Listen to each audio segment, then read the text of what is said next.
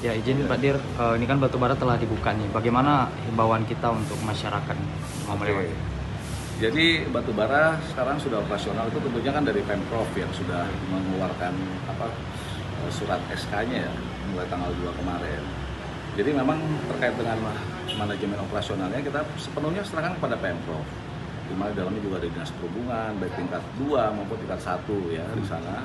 Kemudian juga ada Satpol PP-nya dan juga ada Satgas Wasnya di sana. Jadi kita biarkan itu berjalan dengan catatan memang dan sudah disampaikan pada saat rapat-rapat sebelumnya. Tentunya perusahaan-perusahaan tambang ini yang di bawah naungan PPTB itu harusnya harus mematuhi kuota karena kuota sudah dibagi itu secara keseluruhan tidak lebih dari 2.500 angkutan yang sudah terbagi menjadi 3 wilayah termasuk yang keluar ke arah Sumatera Barat, ke arah Semen Padang ya. Nah jadi kuotanya harus dipatuhi di mana setiap wilayah itu berbeda-beda. Kemudian juga jam operasionalnya di atas jam 9 malam sampai jam 4 pagi itu harus betul-betul dilaksanakan. Kemudian sistem keluar daripada mulut tambang juga tidak langsung keluar secara serentak beriringan begitu ya, tapi harus dibatasi per 5 menit keluarnya supaya masyarakat pemakai jalan lainnya juga mereka masih ada space yang aman untuk dia mendahului seperti itu. Jadi tidak langsung numpuk macet karena memang dia keluarnya bersamaan. Nah, jadi kalau itu mudah-mudahan sudah dijalani dan juga kalau sudah jam 4 pagi saat menjelang kegiatan masyarakat di pagi hari juga meningkat, itu harusnya mereka sudah masuk dalam kantong-kantong parkir. Nah, kalau itu dijalani mudah-mudahan tidak terjadi kemacetan yang kalau kemacetan mungkin pasti terjadi tapi tidak sampai terjadi antrian panjang. Kalaulah itu tidak dilaksanakan, nah baru nanti kita ambil alih. Kalau masih terjadi kemacetan sampai lebih daripada 2 km, ya itu terpaksa kita ambil alih. Kita perlu melaksanakan tindakan tegas.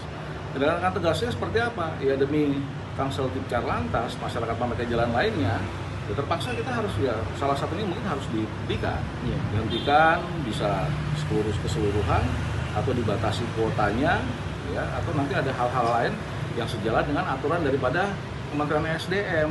Ya tentunya nanti kita berkoordinasi dengan Dirjen Minerba seperti itu.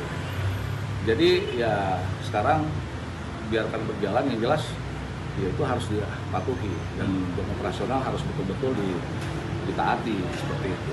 Ya mudah-mudahan tidak terjadi kemacetan panjang, tapi kalau masih terjadi ya seperti sampai nanti terpaksa kita harus melakukan tindakan tegas. Nah, hal yang belum terselesaikan ya daripada hasil musyawarah di rapat yang kita berikan kepada perusahaan-perusahaan tambang atau dari TUKS yang ada di wilayah, terutama di wilayah Batanghari ini yang rawan, itu adalah pos pantau dengan pemasangan CCTV, terutama di wilayah Durian Luncuk, kemudian juga di wilayah Jebak, kemudian juga yang mau beroperasional kalau tidak salah akan buka lagi di wilayah Ternam.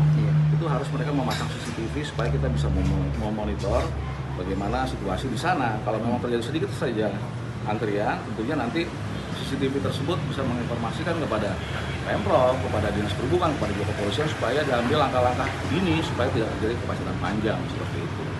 Pak Dir, terkait dengan mungkin ada yang tidak mengikuti peraturan itu, apakah peraturan sanksi yang berlaku yang lama atau mungkin akan dibahas bersama Pemprov nantinya Pak Dir?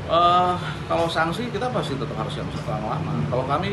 Kalau sudah terjadi kemacetan panjang, kemudian juga sudah banyak komplain dari masyarakat, kita harus mengambil tindakan. Kalau tindakan tegas itu kan memang sudah ada aturannya.